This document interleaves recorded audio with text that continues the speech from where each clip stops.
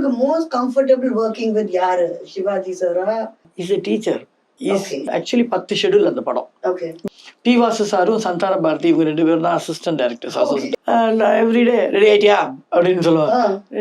அப்படியே உட்கார் ஷார்ட்டு கூப்பிட வரைக்கும் அன்னைக்கெல்லாம் வரவே வராது ஷார்ட். அப்படி பிகினிங்லலாம் ஒரு 5-6 மாசம் வரைக்கும் எனக்கு ஒரு நாள் 2 நாள் வந்ததுன்னா பெரிய விஷயம். அதுக்கப்புறம் ஃபுல்லா எனக்கு தான் வந்தது கேரக்டர். நம்ம சஜஷன் ஷார்ட்ஸ் ஏதாவது பண்றோம்னா நம்ம அவரை பார்த்து இப்படி இருக்கும். நீ சஜஷன் பண்ணும்போது என்ன ஃபுல்லா பார்த்து பண்ணனா இங்க இருக்கும் கேமரா, உன்னோட மூஞ்சி வந்து ப்ரொஃபைல் மாதிரி தெரியும். ஸோ யூ சி ஹியர் இங்க பார்த்து பண்ணணும். கேமரா இங்க இருக்கும்போது என்னோட இந்த சைடு பார்த்து பண்ணனா உன்னுடைய ஃபேஸ் வந்து இப்படி இருக்கும்.